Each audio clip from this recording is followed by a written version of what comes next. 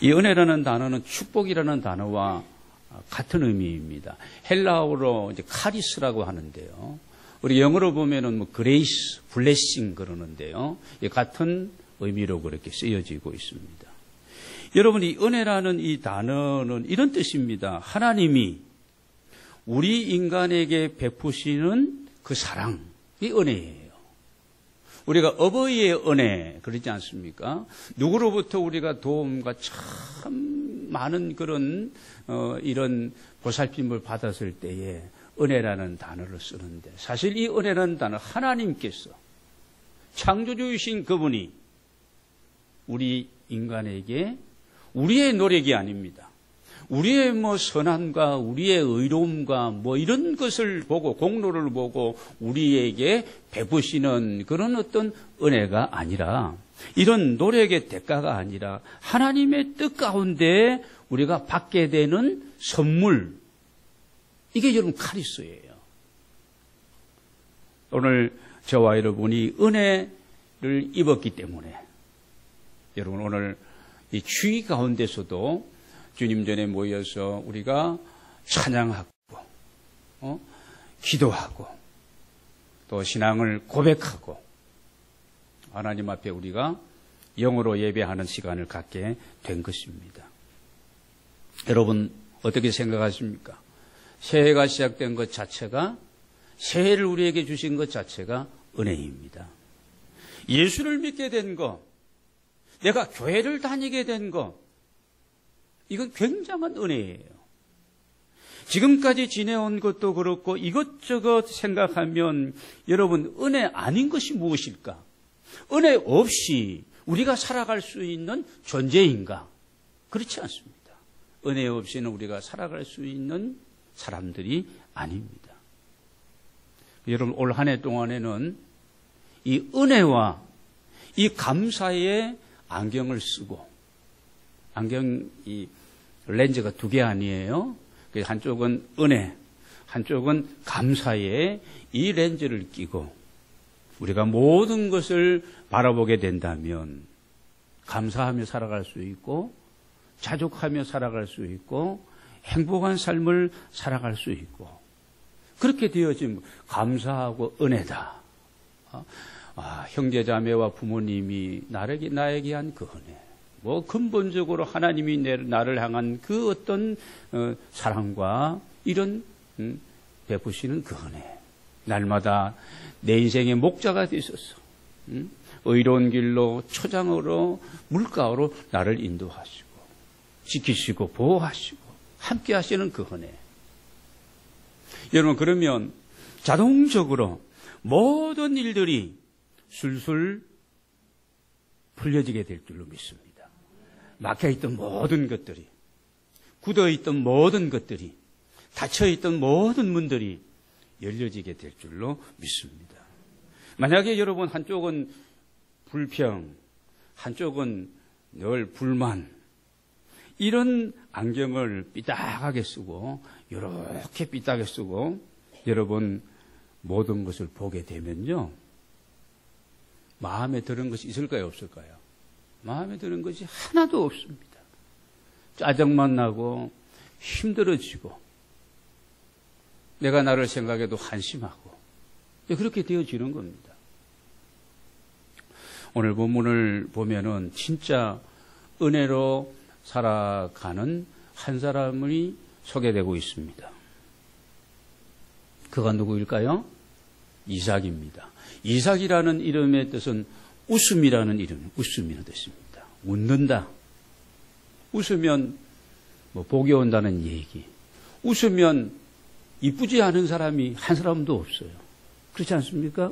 아까 우리 웃으면서 옆사람과 같이 인사를 나누는데 얼마나 아름답습니까? 여러분 이삭 그러면 떠오르는 이미지가 뭐예요? 저는 이삭 그러면 순종, 아버지가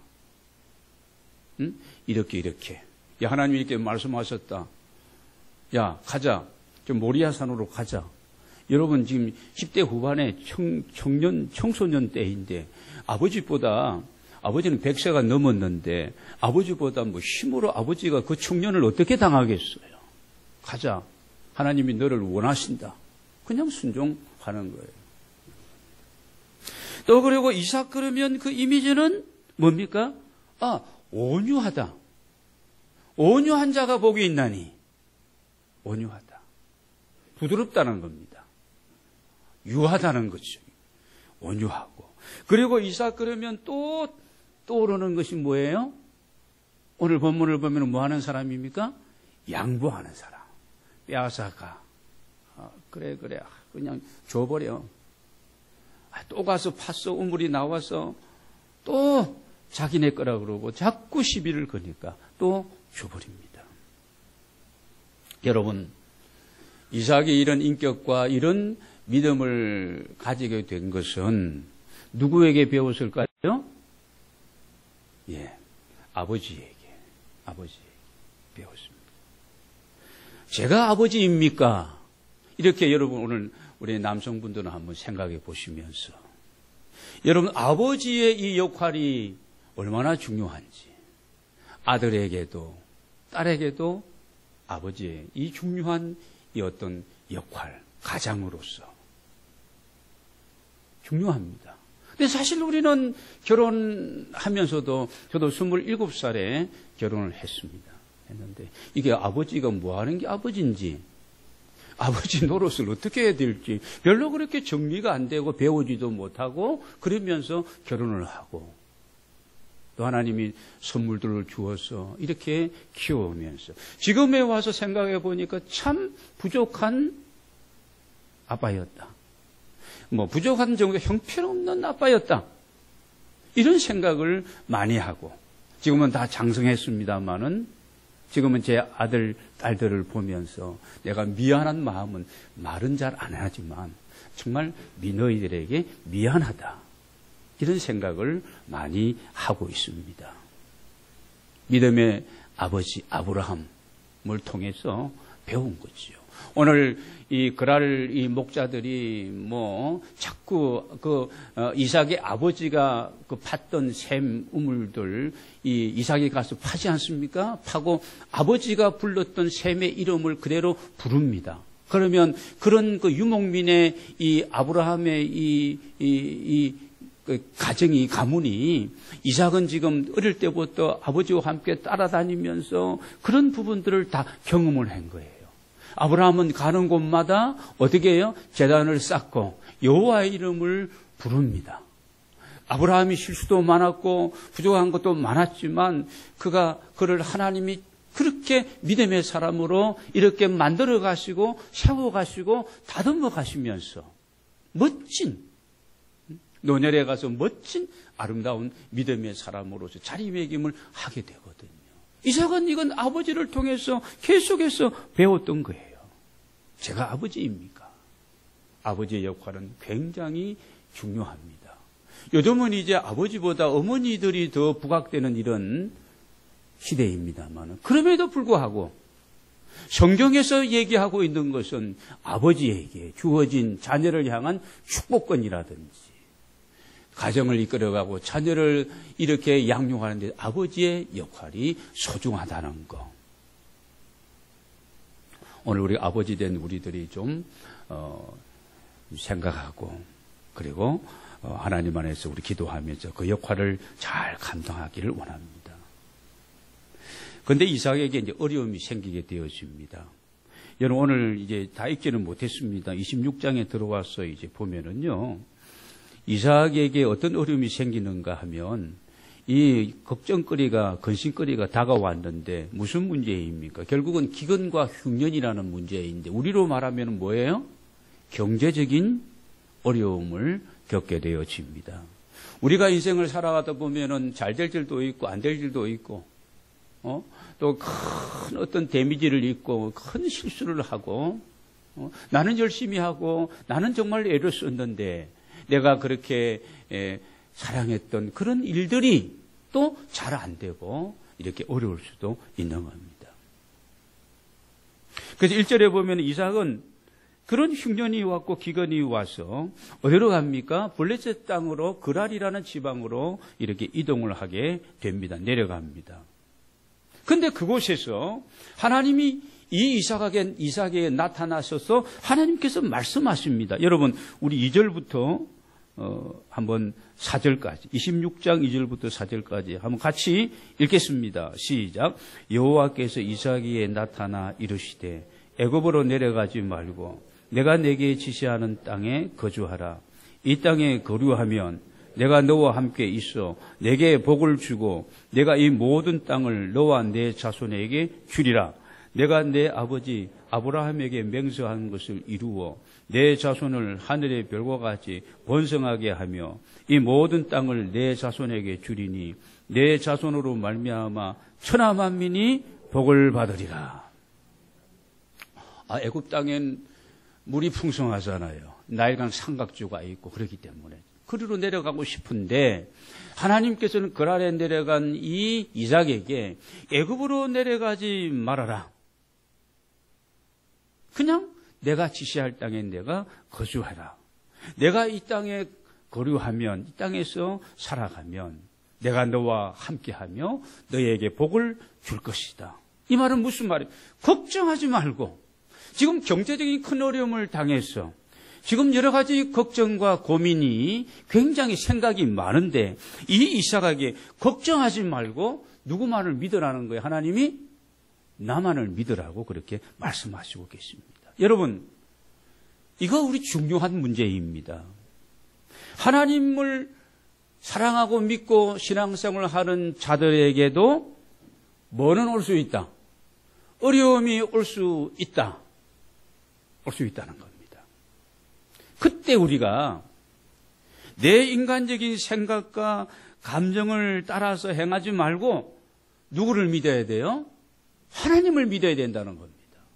하나님이 우리 눈에 보이지 않으시니까, 하나님이 내 귀에 뭐라고 정확하게 크고 분명하게 말씀하지 않으니까 우리는 교회에 와서 예배 드릴 때는 하나님을 내가 믿어야 되고 하나님이 진짜 계신 것 같고, 그런데 삶의 현장에 나아가서, 일터에 나아가서 그 현장 속에서, 그 악의 다툼 속에서 우리는 우리의 생각이라든지 사람들의 말이라든지 뭐는 이런 어떤 내 감정을 따라서 내가 결정하고 행할 때가 많이 있다는 겁니다.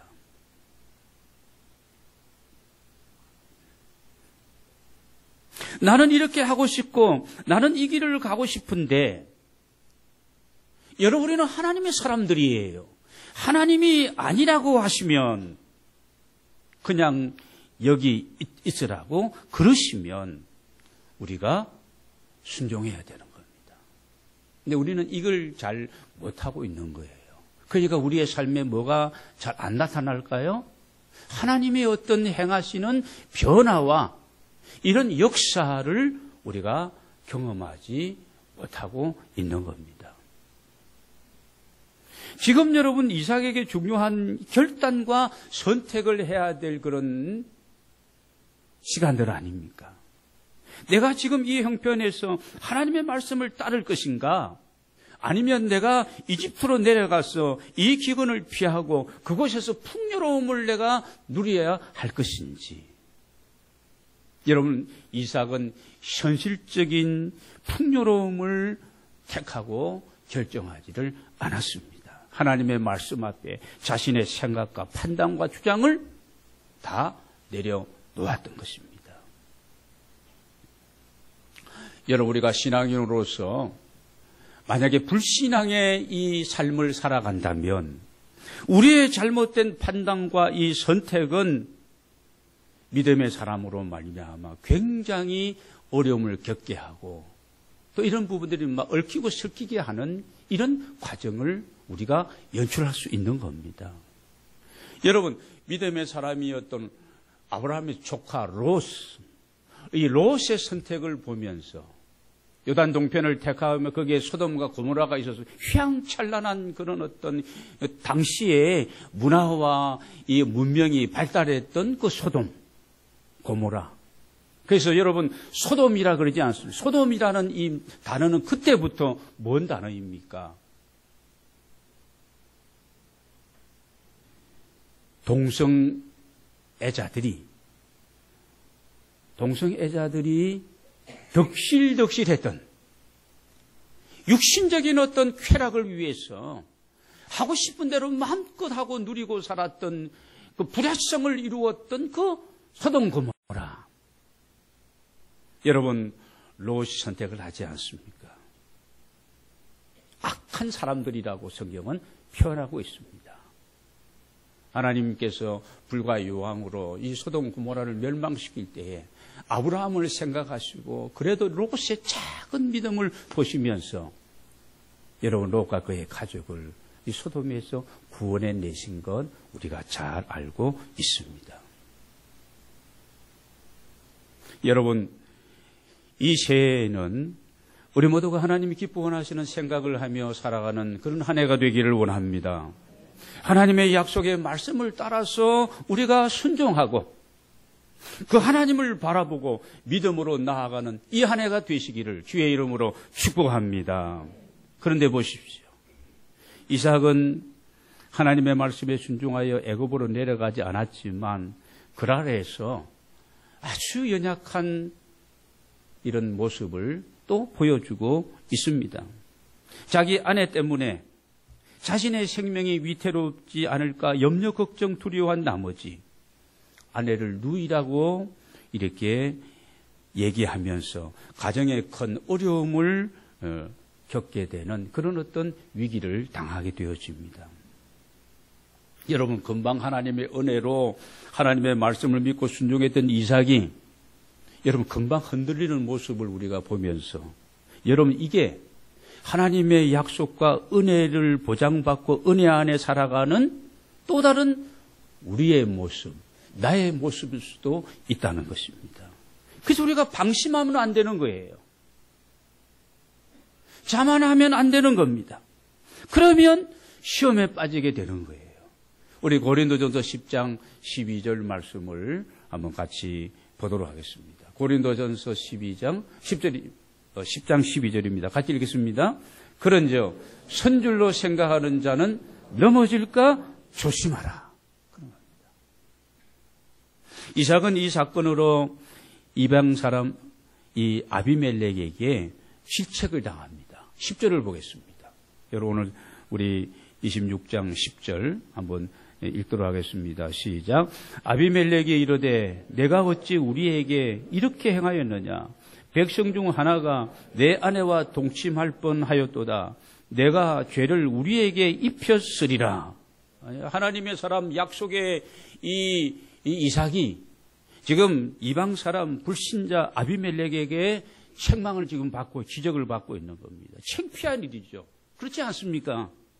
남편으로서 아내를 생명을 바꾸고 아내를 보호하고 지켜야 될 이 책임져야 될 이 이삭이라는 이 남편이 자기 아내라고 당당하게 얘기하지 못하고 자기 생명 살겠다고 누이 동생이라고 얘기해서 이건 큰일 날 뻔할 그런 사건이 생길 수도 있었던 그런 상황입니다. 그런데 우리가 다시 여기에서 보게 되면 11절을 보겠습니다. 11절 같이 한번 읽겠습니다. 아비멜렉이 이에 모든 백성에게 명하여 이르되 이 사람이나 그의 아내를 범하는 자는 죽이리라 하였더라.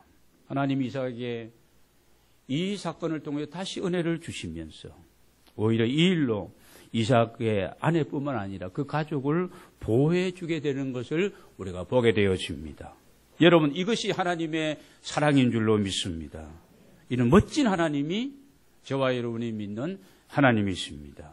그래서 우리 하나님은 반전에, 이건 명수예요. 반전에 얼마나 하나님이 하시는 그 일은 우리는 전혀 이제는 안 된다, 끝났다, 어렵다, 이렇게 포기해야 될 때에 위기를 만났다고 생각할 그때에 하나님께서는 다시 새로운 일들을 계획하시고 그 일을 시도하시고 우리에게 역사하시는 하나님이신 줄 믿습니다. 그래서 로마서 8장 28절에서 우리 한번 보겠습니다. 같이 읽겠습니다. 우리가 알거니와 하나님을 사랑하는 자, 곧 그의 뜻대로 부르심을 입은 자들에게는 모든 것이 합력하여 선을 이루시느니라.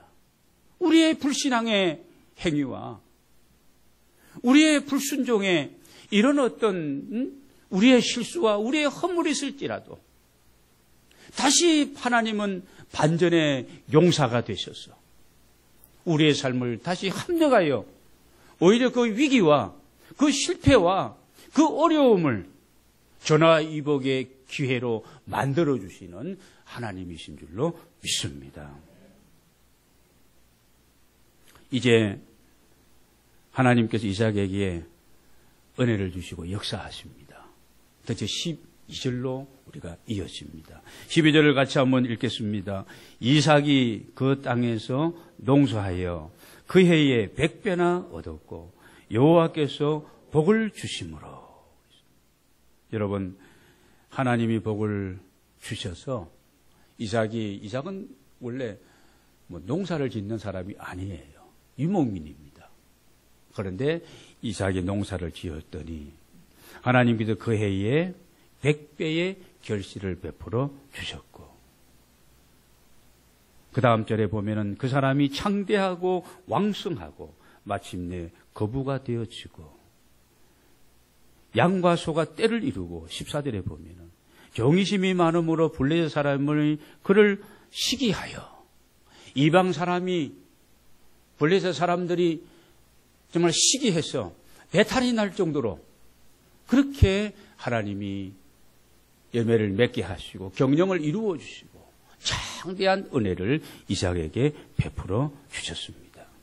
여러분, 하나님의 계산법은 플러스 마이너스의 계산법이 아닙니다. 8 플러스 8은 얼마예요? 16이죠. 하나님의 계산법은요, 이거는 곱셈법이고 나눗셈법이에요. 8 곱하기 8은 88이 64입니다. 16과 64는 전혀 다른 겁니다. 오늘 이 하나님의 계산법으로 위기를 당하고 실수를 하고 그럼에도 은혜를 베풀면서 은혜를 베풀어 주시는 하나님께서 이삭에게 드디어 그 은혜의 풍성한 비가 내렸는데 하나님이 이삭에게 모든 면에 이런 풍요로움과 이런 아름다운 은혜, 지위, 여호와께서 복을 주심으로, 여기 핵심적인 단어가 그럽니다. 여호와께서 복을 주심으로 이삭이 지혜롭게 준비하고 털을 넣고 씨를 뿌리고 양과 가축을 이렇게 또 목양하고, 그게 아닙니다. 여호와께서 복을 주셨더니 이겁니다. 흉년을 걱정했는데 하나님이 이 이삭에게 이런 은혜를 계속 주시고 계십니다. 그렇습니다, 여러분. 요즘 우리 경기가 안 좋고 참 어려운 때를 우리가 살아가고 있습니다. 2017년도에 국가에서 얘기하는 경기 경제 지표도 굉장히 계속 내리고 있어요. 내리고 있는 이런 상황입니다.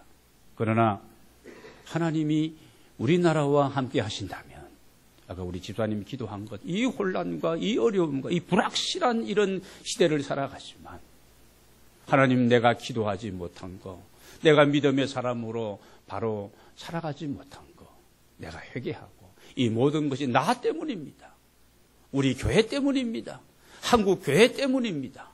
여러분, 그렇게 엎드리게 된다면 하나님은 놀랍게 이 나라 이민족 걱정투성이인 이 상황을 완전히 반전시켜서 새로운 은혜를 베풀어 주실 줄로 믿습니다. 문제는 하나님이 나와 함께 하시느냐, 이게 문제입니다. 하나님이 이 민족과 함께 하시느냐는 거죠. 여러분, 복은 우리의 노력에만 달린 것이 아니라는 말씀을 다시 드리고 싶습니다. 여러분, 세상에 복받고 잘되고 성공하지 않기를 원하는 사람이 누가 있겠습니까? 이걸 위해서 노력하지 않는 사람이 또 누가 있겠습니까? 중요한 것은 여호와 하나님께서 나와 함께 하시느냐. 여러분, 믿지 않는 세상 사람들은 놔두고 하나님의 은혜를 입고 구원받은 하나님의 백성에게 있어서 이건 중요한 부분입니다. 하나님이 이삭과 함께 하심으로, 하나님이 나와 함께 하셔서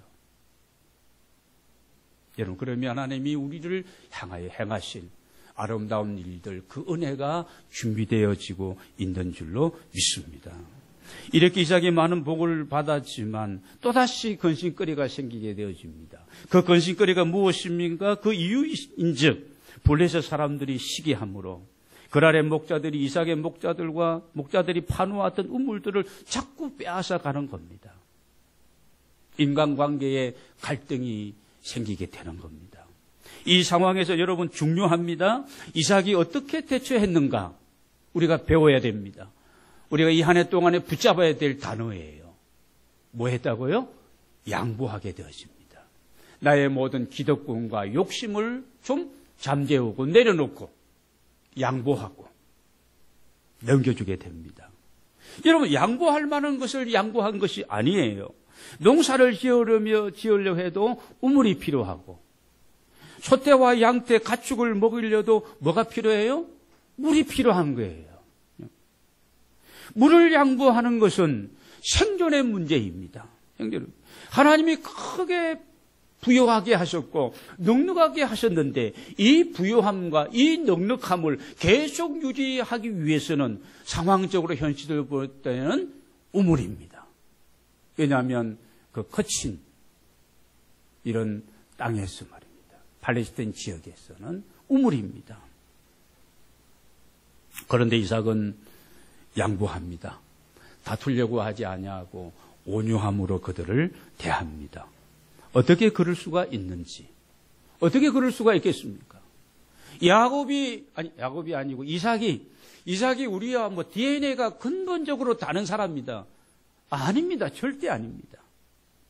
그는 자신에게 복을 주시는 이가 누구인지를 정확하게 알고 있었기 때문에, 왜냐하면 이런 경험들을 통해서 26장에 나오는 이 경험들을 통해서 자기에게 나타나시고 역사하셨던 그 하나님이 누구인지를 분명히 알았기 때문에 근심하지 않았습니다. 그래서 양보하고 온유함으로 대하면서 이런 갈등의 문제를 정리시켜 나아갑니다. 왜냐하면 내가 양보했을지라도 하나님은 새로운 것으로 준비하고 나에게 다가오실 것이다. 여러분, 올 한 해를 살아갈 때 이 하나님을 붙들고 이삭과 같은 이런 어떤 믿음을 가지고 우리가 넉넉함으로 양보하고 이해하고 관용하며 우리가 살아가는 그런 한 해가 되기를 원합니다. 인간관계를 이삭은 인간적인 방법으로 풀려고 하지 않았습니다. 하나님의 방법으로 하나님을 의뢰하고 다투지 않고 양보하고 또 양보하면서 피하고 옮겨서 결국은 로봇이라는 곳에 와서 그곳에서 우물을 파기 시작합니다. 여러분 22절 말씀을 우리 한번 같이 읽고 싶습니다. 같이 읽겠습니다. 시작. 이삭이 거기서 옮겨 다른 우물을 팠더니 그들이 다투지 아니하였으므로 그 이름을 로봇이라 하여 이르되 이제는 여호와께서 우리를 위하여 넓게 하셨으니 이 땅에서 우리가 번성하리로다 하였더라. 그렇습니다. 로봇이라는 이름의 뜻은 지역이 넓다, 장소가 넓다라는 그런 뜻입니다. 이제는 여호와께서 우리를 위하여 넓게 하셨으니 이 땅에서 우리가 번성하리로다. 전에는 좁았습니다. 갈등이 있었습니다. 다툼이 있었습니다. 긴장했습니다. 이제는 로봇의 은혜가 이삭에게 그 가문에, 그 가정에 있었습니다. 여러분, 인간관계의 모든 근심은 내 주장을 다 내세우고 내 기득권을 다 내가 챙기고 전혀 내가 손해를 보려고 하지 않기 때문에, 밀리지 않으려고 하기 때문에 인간관계의 갈등이 계속되어집니다. 부부관계도 마찬가지입니다. 사업을 경영하면서도 마찬가지입니다. 오늘 우리가 많은 부분을 양보하고 오늘 이삭처럼 하나님의 말씀에 절대 순종하고 그 약속의 말씀을 붙들고 이 한 해를 살아가십시다. 이삭처럼 조금 손해를 보고 그리고 양보하면서 그렇게 살아가십시다. 이삭처럼 믿음으로 이 일은 안 되고 여기서 짐을 싸야 되고 여기서 다시 옮겨야 되는 그런 상황이 있을지라도 믿음으로 하나님이 하실 새로운 일들을 여러분 바라보고 도전하고 새 우물을 파는 저와 여러분 이 한 해가 되기를 원합니다. 여러분 우물은 어떻게 파야 돼? 언제까지 파야 돼요? 물이 나올 때까지 파야 돼요. 정답이에요. 1m만 더 파자. 1m 밑에 지금 물 샘의 권원이 있는데 샘이 터지는데 1m를 파지 못했어. 미국의 그 서부에 이 마켓나의 황금 막 그렇게 개발하는 그 시대, 석유를 파고 우물을 파고 건강을 캐고 할 때도 그때 어떤 청년이 그랬대요. 다 파놓았는데 가서 나는 1m만 더 파자. 다 파놓은 거예요. 파놓으니까 안 나오는, 금도 안 나오고 석유도 안 나오고 물도 안 나오는 거예요. 그래서 파놓고 그냥 거기에 가서 1m만 나는 더 파자.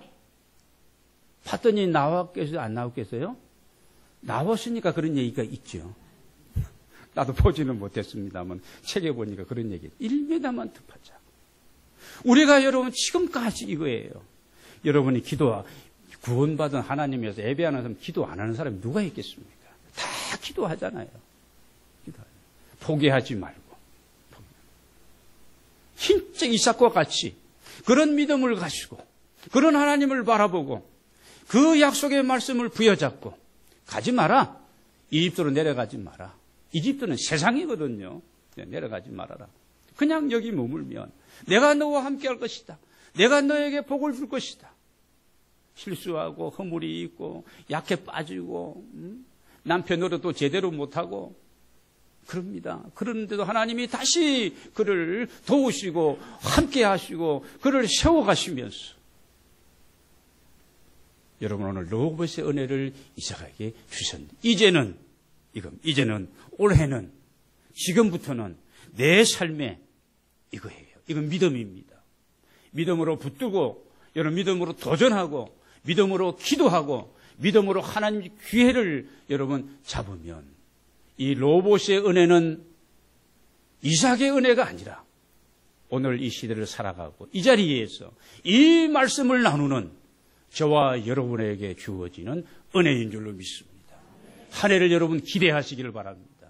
내 인생을 통해서 내가 하는 그 일들을 통해서 하나님이 행하실 일들, 새로운 일, 깜짝 놀랄 일, 우리가 믿음의 사람으로 새 사람이 되어진다면 우리가 섬기는 이 행복누리 교회가 정말 주님이 기뻐하시는 주님의 마음에 흡족한 오직 주님께만 영광을 돌려드리는 그런 교회가 되어진다면 주님이 기뻐하시는 아름다운 일들, 이 위례 신도시의 영혼들을 깨우고 제가 지난주도 이 송파구 또 이 성남시, 하남시가 엮여 있는 이 트라이앵글 이 지역에서 말입니다.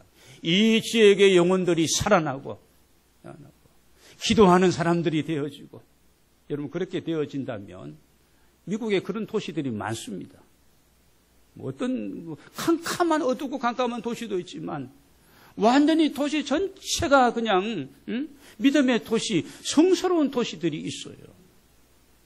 여러분 우리 교회가 여러분들이 이렇게 기도하고 비전을 가지고 이 로봇의 은혜를 이 열린 문의 은혜를 하나님의 은혜가 필요합니다. 내 삶에 필요합니다. 이 민족에게 필요합니다. 내가 하는 일에 이 로봇의 은혜가 필요합니다. 믿고 도전하고 나아갈 때에 이 은혜가 우리의 삶 가운데 실제적으로 임하게 되고 하나님의 살아계심을 증거할 수 있는 이런 일에 쓰임받는 저와 여러분이 될 줄로 믿습니다.